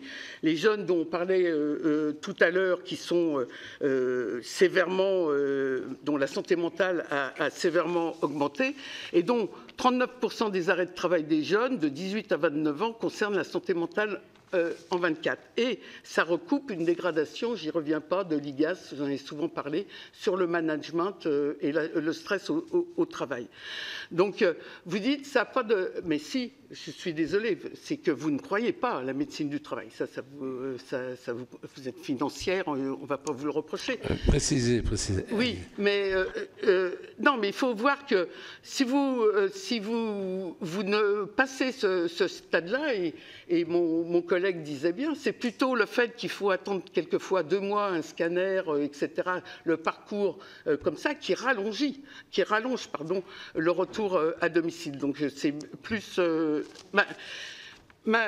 mes questions, si vous voulez, elles sont un peu toujours les mêmes. Hein. C'est de voir le lien, tout ça, avec la santé, parce que je ne sais pas ce que vous demandez aux employeurs. Donc ma première question, c'est ça. Qu'est-ce que vous demandez aux employeurs, dont effectivement, je le redis et vous le savez, la DARES, l'IGAS dit qu'il y a une détérioration des conditions de travail. Donc, une détérioration de la santé au travail. Donc, qu'est-ce que vous demandez à ce quatrième et qu'est-ce que vous allez vraiment faire là pour attaquer cela? Parce qu'autrement... Parce qu'on est limité dans le temps et là on est dans les détails de détails. Là on est en train de plutôt faire une audition globale. Oui, je sais vous pas rentrez dans les détails. Donc voilà, préciser. Eh bien, qu'on puisse la évoquer précision les autres. pour les EJSS, qu'est-ce que vous allez demander aux prescripteurs? Alors on a vu des arrêts de 15 jours. Qu'est-ce que vous allez contrôler sur les assurés et qu'est-ce que vous allez demander sur les employeurs, puisque vous les avez évoqués. Merci beaucoup. Et là pour le coup on ne voit pas trop ce que c'est. Merci. Anne Suris. Merci, je vais essayer de faire court. Comme mes collègues ont beaucoup parlé, du coup, je peux réduire mon intervention.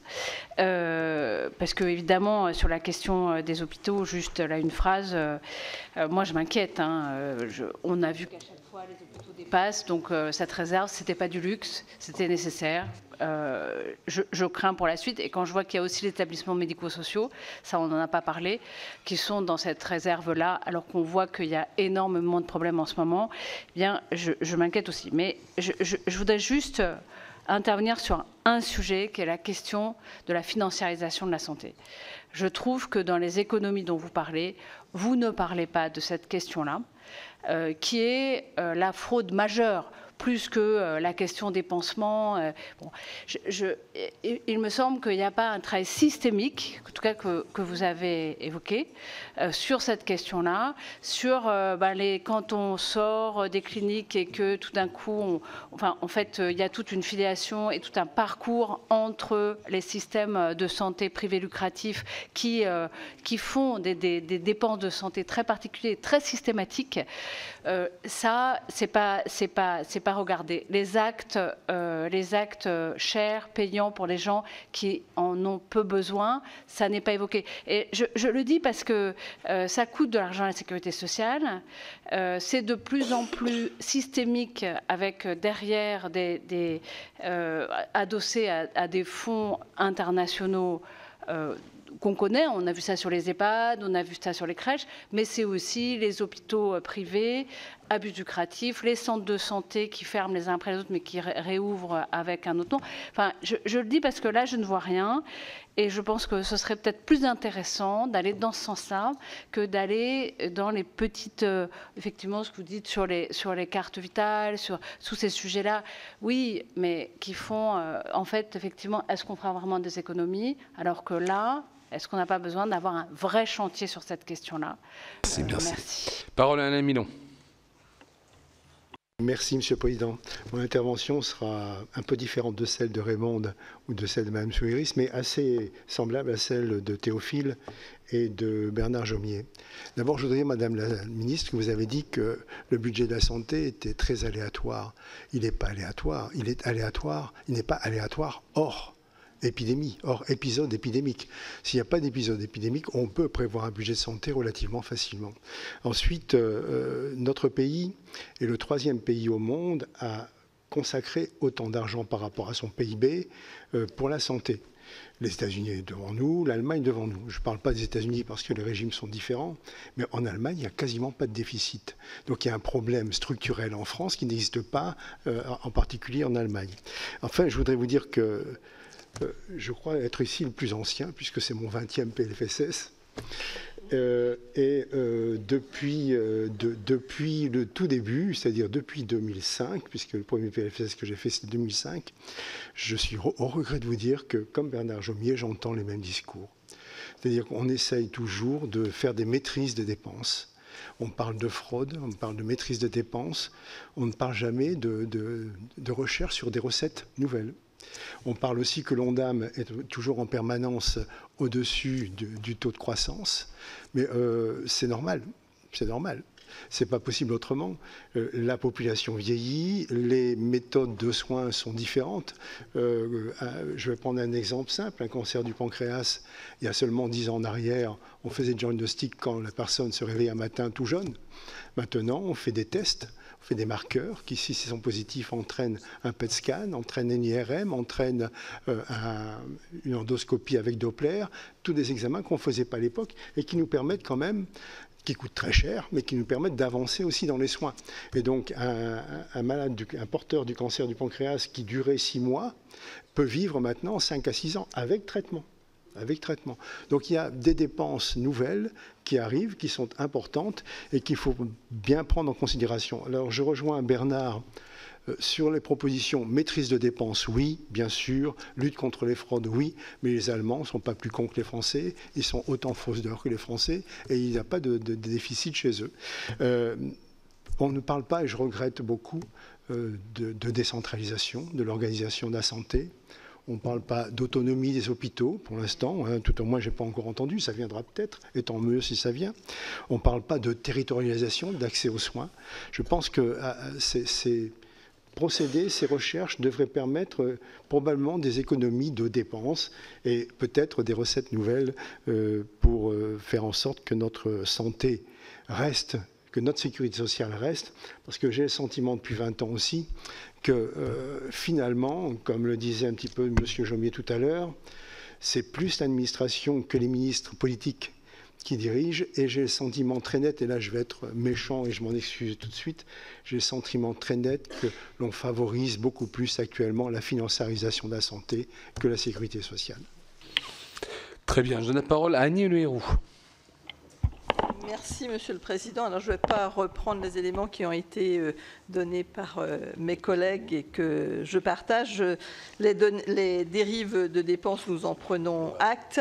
Et j'ai bien entendu votre recherche d'équilibre, mais aussi d'équilibre quant aux contributeurs à faire en sorte que les comptes aillent mieux. Donc, les prescripteurs, les employeurs, les assurés. Donc, on regardera de près cet équilibre. Quand j'entends que les arrêts de longue maladie, bon, il y a une dérive du nombre d'arrêts et que vous envisagez d'allonger le délai de carence, je ne suis pas sûre que ça soit une réponse adaptée, parce que s'il y a des arrêts de maladie de plus en plus longs et de plus en plus nombreux, c'est aussi que l'on constate un grand mal-être, ça a été dit par Raymonde, de la population et en particulier des personnes qui travaillent. Je voulais revenir sur la pertinence des actes, et j'ai lu il y a quelques jours qu'on évaluait à 50 milliards d'euros la non-pertinence des actes et des médicaments qui peuvent être prescrits.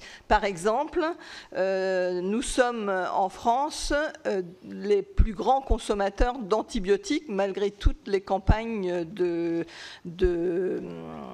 communication qui ont été faites en indiquant que les antibiotiques n'étaient pas automatiques. Pour autant, on reste les premiers. On est aussi les premiers consommateurs d'antidépresseurs. En tous les cas, on a là des dépenses sur lesquelles il faut vraiment s'interroger et qui peut-être pourraient être revues. Je pense aussi aux TROD qui sont proposés dans les pharmacies et il semblerait que ça ne fonctionne pas, c'est-à-dire qu'ils sont très peu utilisés et qu'en réalité, on passe à des traitements beaucoup plus lourds directement. Je pense aussi à la biologie médicale, aux radiologies et donc à la multiplication des actes médicaux, alors même qu'on continue à peu utiliser le dossier médical partagé qui fait que finalement on a des actes redondants.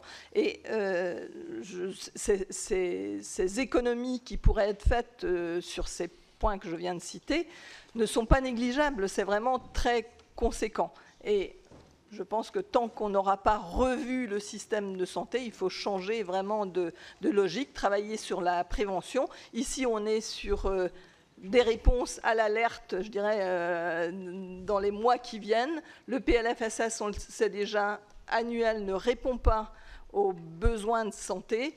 Il faudrait vraiment qu'on travaille dans la pluriannualité et reprendre les questions de prévention. Juste une question concernant la territorialisation, ça a été posé, mais est-ce qu'on aurait des chiffres, une évaluation finalement des dérives de dépenses de santé au regard des départements, par exemple, ou des régions? Ça serait un indicateur peut-être intéressant, parce que dans certains territoires où la prise en charge est de plus en plus tardive compte tenu du fait qu'on n'a pas de médecin, on a aussi une des dérives de dépenses de santé qui pourraient, sur lesquelles on pourrait agir. Merci. Dernier intervenant, Anne-Sophie Romagny. Merci. Monsieur le Président, mes chers collègues, je voudrais mettre sur la table un sujet qui me semble assez paradoxal aujourd'hui, puisque, et nous l'avons vu, nous devons à la fois diminuer nos dépenses de santé de manière responsable et citoyenne, je dirais, mais dans un temps parallèle, l'industrie pharmaceutique, dans son objectif d'efficacité commerciale, que j'entends par ailleurs, qui est entendable en tant qu'entreprise, une entreprise doit être rentable, je n'ai pas de sujet là-dessus, la libérale que je suis n'a pas de sujet là-dessus. Pour autant, aujourd'hui, l'industrie pharmaceutique pousse à la prescription de médicaments par l'intermédiaire de ces objectifs commerciaux fixés auprès des délégués médicaux, et ce sont des objectifs de médicaments qui sont remboursés par la sécurité sociale. Et moi, ça me pose un problème aujourd'hui, encore une fois, d'avoir à la fois cette nécessité de devoir diminuer les remboursements de médicaments et parallèlement, et de manière très paradoxale, d'avoir une industrie pharmaceutique qui pousse à la prescription et du coup à la consommation de médicaments remboursés par la sécurité sociale. Les remboursements, enfin les médicaments qui ne font pas l'objet d'un remboursement, pour moi c'est un sujet à part. Mais en tout cas, on a effectivement un devoir de responsabilité et j'aurais souhaité savoir s'il n'y avait pas une action à mener sur le sujet et une réflexion en tout cas qui doit peser dans nos débats. Je vous remercie. Merci beaucoup. Madame la Ministre, je vous laisse répondre. Oui, merci Monsieur le Président. Alors plusieurs éléments, Monsieur Théophile, j'ai écouté avec beaucoup d'intérêt ce que vous avez mis en avant et qui a été repris par nombre de vos collègues sur le fait que c'est un peu bis repetita tous les ans. Alors moi, je ne sais pas que dire parce que j'ai pas fait en fait un PLFSS entier eu égard aux évolutions. Je vais dire que 2 demi-PLFSS font peut-être un PLFSS, mais dans tous les cas, ce qui est certain, c'est que je prends dans ce que vous avez dit plusieurs éléments qui me paraissent importants. Et vous avez notamment évoqué la prévention. Je regardais et je tournais des pages qui, je vous donne ma source, moi j'aime bien sourcer ce que j'avance. Ma source, c'est le rapport chargé-produit qui a été donné hier par la CNAM. Je prends un seul exemple. La vaccination contre la grippe. On dit tout le temps, il y a 80% des gens qui arrivent avec des détresses respiratoires qui ne sont pas vaccinés. On a en France un taux de vaccination contre la grippe de 65%, quand en moyenne en Europe, on est à 75%. Je vais prendre un deuxième exemple. Les professionnels de santé, les médecins sont vaccinés à 33%, les sages-femmes à 25%, les infirmiers à 14% et le personnel hospitalier à 27%. Voilà, concrètement, moi là-dessus, si on peut se dire qu'au PLFSS, on travaille sur des sujets, y compris de vaccination obligatoire, c'est sûrement pas la seule réponse, mais c'est typiquement un sujet. Je vais en prendre un deuxième. L'hypertension artérielle, 17 millions de Français concernés. La plupart, beaucoup non diagnostiqués. Ça veut dire que ces gens-là, malheureusement, ils sont diagnostiqués soit quand ils arrivent à l'hôpital sur une autre affection, soit parce que malheureusement, ils font un accident cardiovasculaire et qu'à ce moment-là, ils basculent immédiatement en affection longue durée. Vous voyez, je ne vais pas vous faire un catalogue, mais je vous dis ça parce que je partage ce que vous dites. Ça veut dire que concrètement, oui, la prévention, il faut qu'on y aille probablement au-delà de l'incitation, parce qu'il y a des réponses qui existent et qu'il faut qu'ensemble on se mobilise entre d'un côté le scepticisme, pour ne pas prendre un autre terme, et d'un autre côté des réponses très concrètes qui peuvent arriver. Ça n'exclut pas ce que vous avez été plusieurs à évoquer sur la notion de cadre pluriannuel, parce que effectivement, et là aussi je vais prendre un exemple global, je pense qu'un de nos sujets, et je ne critique personne dans le défilé des différents ministres de la Santé, même on échangera après, je pense qu'on a vu la même, moi je l'ai vu à l'heure du déjeuner, et qui notamment pense qu'à la CNAM on aurait besoin de médecins. Vous allez me dire si c'est la même, à votre regard, je pense que nous parlons de la même personne. Ceci étant dit, je pense que, et c'est ce que je voulais mettre en avant, je pense que très concrètement, le pays a été organisé pour répondre à des pathologies aiguës. Pas de chance, on est en chronique. Et donc, toute notre question, et ça revient, mesdames et messieurs les sénateurs, sur ce que vous avez dit sur le bassin de vie. C'est-à-dire qu'on a d'un côté une première réponse, qui est une réponse démographique exacte, qui est effectivement le vieillissement. Ça, c'est un élément. Mais derrière, on voit ces pathologies qui sont des pathologies chroniques, qui nécessitent donc des réponses qui sont des réponses à l'échelle du bassin de vie et qui méritent probablement qu'effectivement, on travaille sur une organisation nouvelle.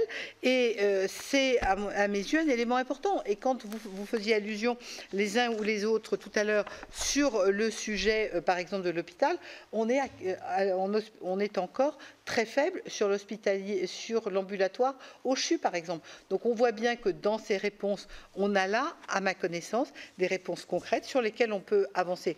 Donc, Monsieur Théophile, oui à la pluriannualité, oui à la performance, et bien évidemment à l'efficience, qui sont des sujets sur lesquels je pense nous devons aller plus loin. Troisième question qui a été évoquée, c'est le contrôle de la médecine de ville, et je pense au secteur 2. Je l'ai dit tout à l'heure, ça pour moi c'est la mission Rousset-Monet qui peut répondre.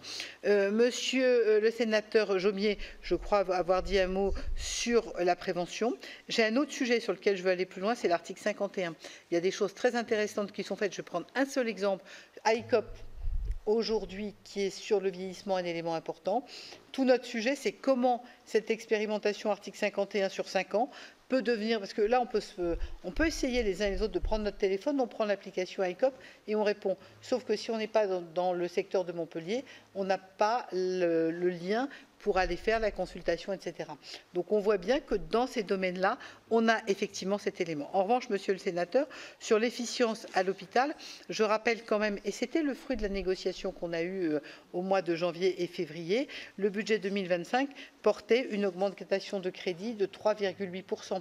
Donc là-dessus, je pense qu'il y a quand même eu une prise en compte. Vous la trouvez insuffisante, mais en tout cas, il y a bien eu une prise en compte de la nécessité d'aller plus loin sur l'hôpital.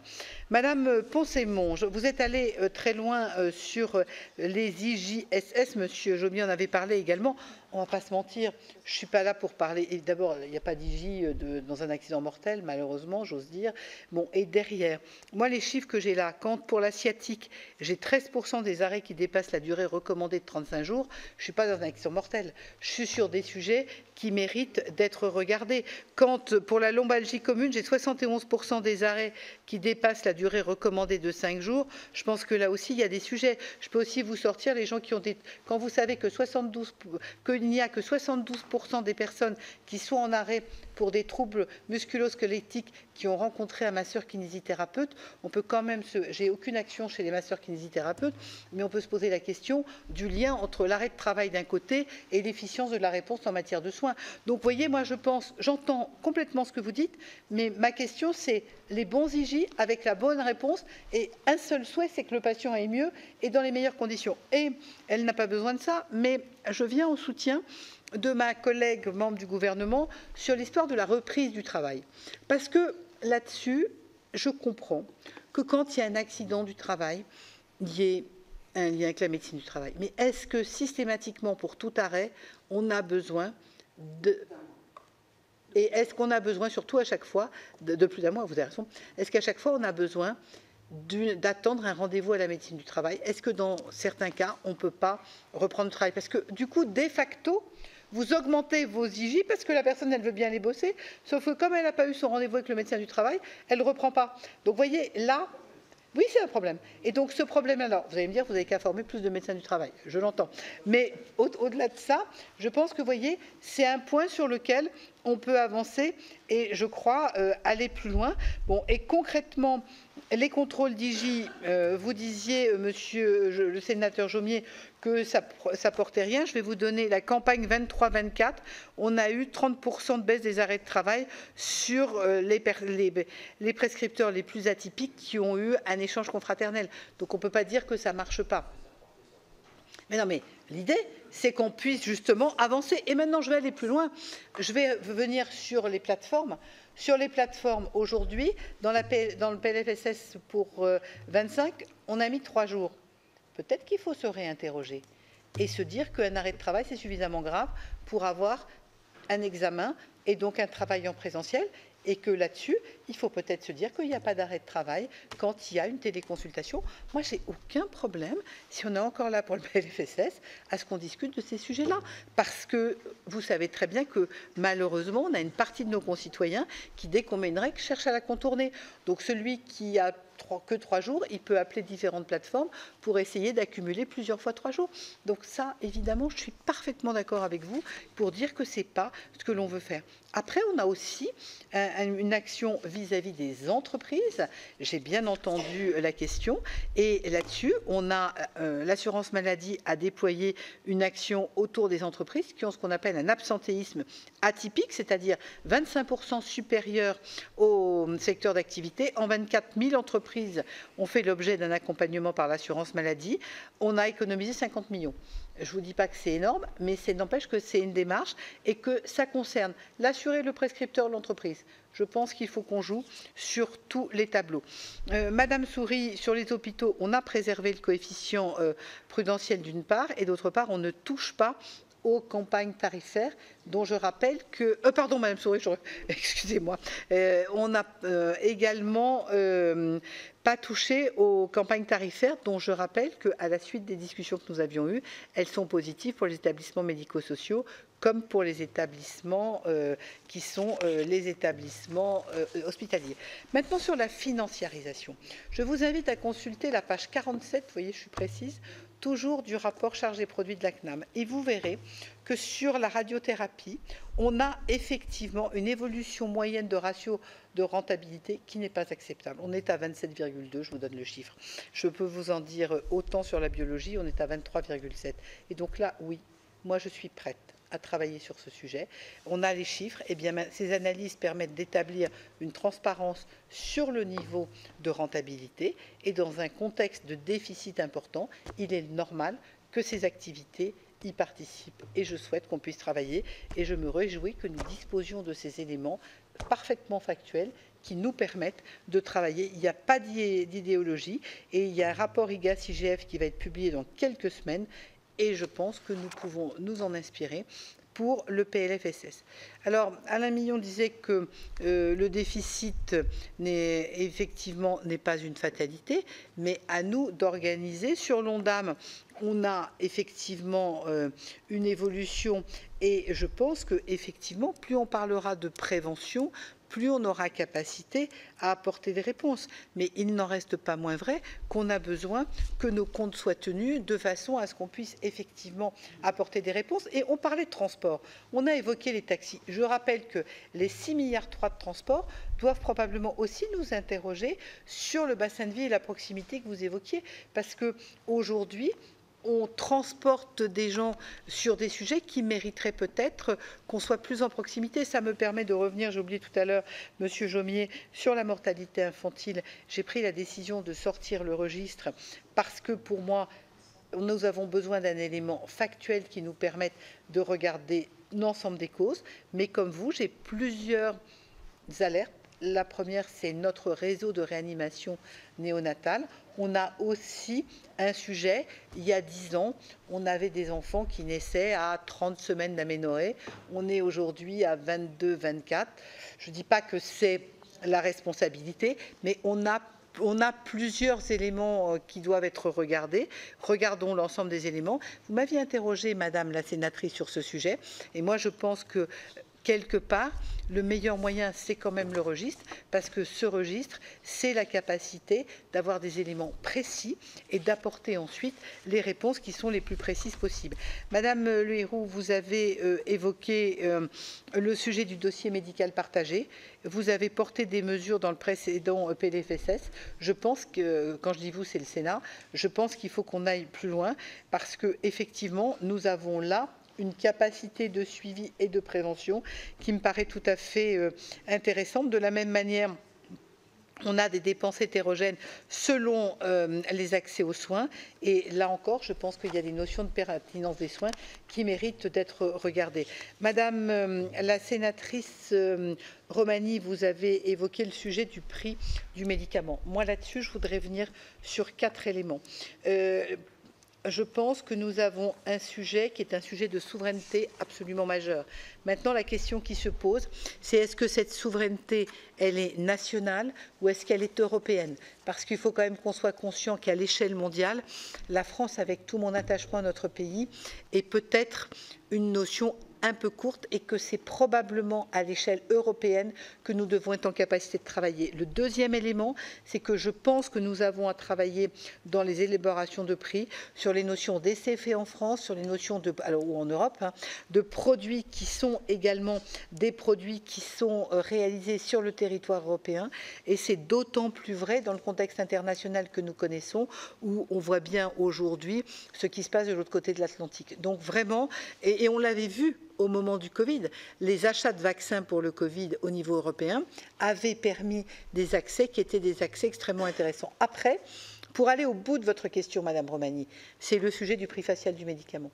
En d'autres termes, au moment où on se parle, le médecin qui prescrit ne connaît pas le prix réel du médicament. Et donc, c'est d'autant plus compliqué que le médecin réfléchisse entre deux produits alors même qu'il ne connaît pas le coût du traitement. C'est dire si effectivement, je pense que sur la notion des prix du médicament, nous avons avancé. Est-ce que c'est CEPS européen? Est-ce que c'est une démarche différente? En tout cas, je pense que nous devons avoir cette conversation et ce travail, ça me paraît absolument indispensable. Madame de Montchalin, peut-être en complément, parce qu'il y a beaucoup de choses. Merci beaucoup.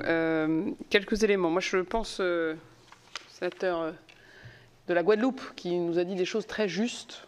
Est-ce qu'on veut piloter un déficit ou est-ce qu'on veut piloter la dépense? Je le résumerai comme ça. Et en fait, quand on pilote un déficit, on oublie que le déficit des hôpitaux, pour le combler, il faut de la dépense nationale. Moi, je suis la ministre des comptes publics de toute la nation. Et donc, si on rend tel ou tel acteur moins en déficit, mais que du coup, en faisant ça, on augmente le déficit de la nation, on s'est fait plaisir et c'est une illusion. Donc, je pense que votre approche, à la fois de performance territorialisée, avec une logique vraiment de soins, avant d'être une logique technocratique ou de calcul d'apothicaire, me semble être une piste. Et je dois dire que nous réfléchissons avec nos deux administrations sur la manière de piloter une dépense, de fixer des objectifs de soins, de qualité. Et effectivement, les organisations comptent beaucoup. Donc je voulais apporter un plein soutien à votre approche qui me semble être tout à fait pertinente. Monsieur le sénateur Jomier, sur la prévention, je le dis très solennellement parce que j'ai compris que certains de mes prédécesseurs, historiquement, Quand on était à Bercy, en général, on dit la prévention c'est bien, mais ça rapporte trop tard. Donc, je tiens à vous dire très solennellement, c'est une tautologie, mais d'ailleurs le dire est en soi un problème, je suis pour la prévention. J'ai déjà dit plusieurs fois à Catherine et à tous les acteurs de santé que la meilleure chose qu'on puisse faire pour arrêter d'augmenter notre dette, pour revenir à 3% de déficit en 2029, pour remettre la sécurité sociale à l'équilibre durablement, c'est que, comme je dis souvent, le moyen terme, il commence un jour. Et bien, le jour du moyen terme qui commence, on va dire que c'est l'année prochaine. Et puis l'année prochaine, on va à la fois avoir des mesures de court terme, parce qu'on ne peut pas laisser les choses dériver quand elles sont injustifiées. Mais oui, c'est extrêmement utile d'investir pour que les patients ne viennent pas 3 fois par an dans une crise de décompensation qui aurait pu être évitée si on les met sur une balance qui leur permet de savoir qu'ils sont en train de se remplir d'eau quand ils ont une insuffisance, et que s'ils se remplissent d'eau, c'est qu'ils sont en train manifestement d'être déréglés par rapport à un équilibre qu'on a essayé de trouver pour eux. Je parle trivialement, mais vous voyez, vous qui êtes médecin, de quoi je parle. Donc ça, c'est des choses qui existent dans certains pays. Je pense au Portugal. Le Portugal a drastiquement fait baisser son nombre d'interventions et d'apparitions de notamment insuffisance cardiaque et respiratoire dans les hôpitaux, en ayant des suivis de cohortes très massifs. Ça a été développé, je fais une aparté, par au départ des assureurs privés, par des équivalents de complémentaires, et ça marchait tellement bien que c'est devenu une politique nationale. Donc je pense qu'il y a aussi une part, c'est les articles 51, mais c'est aussi de donner des incitations des acteurs, qui ne sont pas forcément des acteurs strictement publics, de tester des choses, et c'est une forme d'innovation qui, avec les techniques d'aujourd'hui, peut être rentable.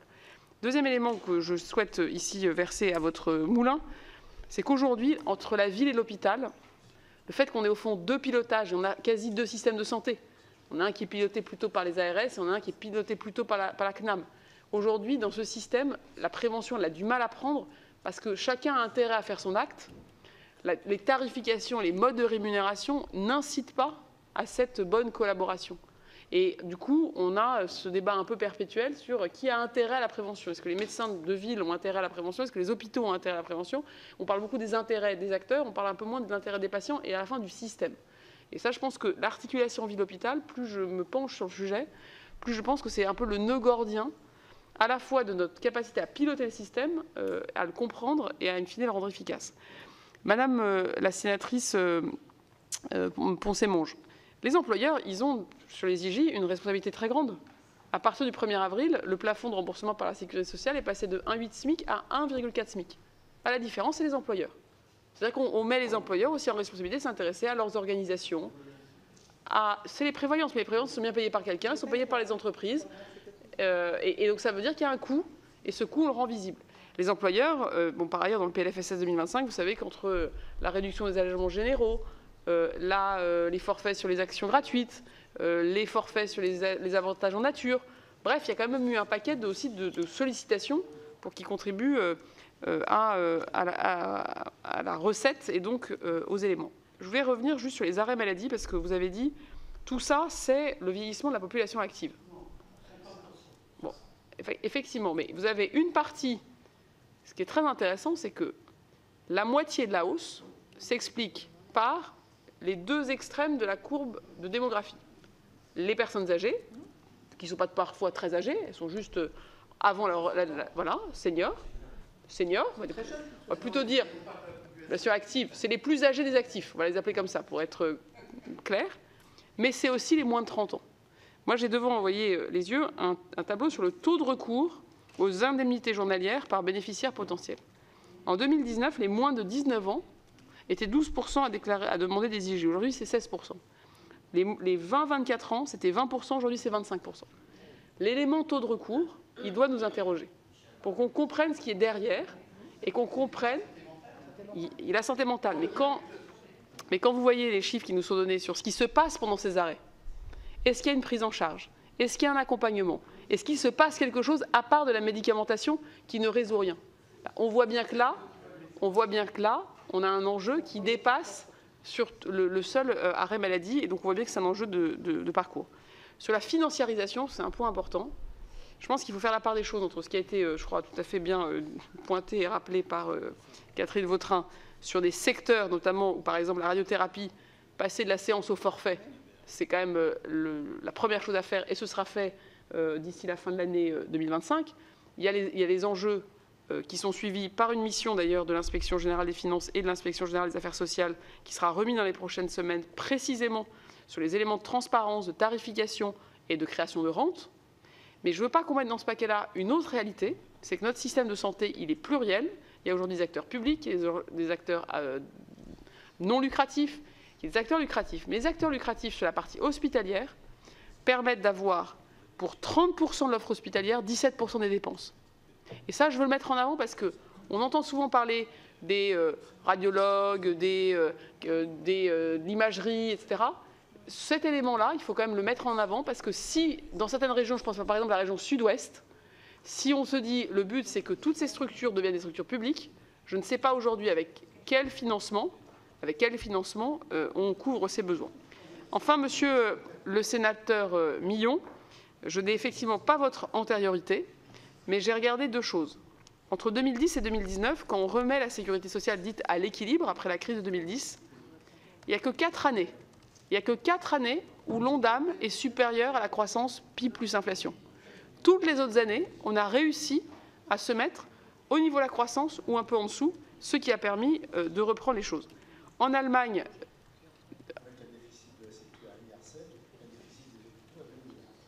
aujourd'hui, on a 3 milliards de déficit dans les hôpitaux et on a 22 milliards de déficit de la sécurité sociale. Donc si on en était aux chiffres que vous signalez, on pourrait trouver qu'on a déjà fait une bonne part du chemin. On n'y est pas du tout. L'Allemagne, c'est un cas intéressant, je finirai là.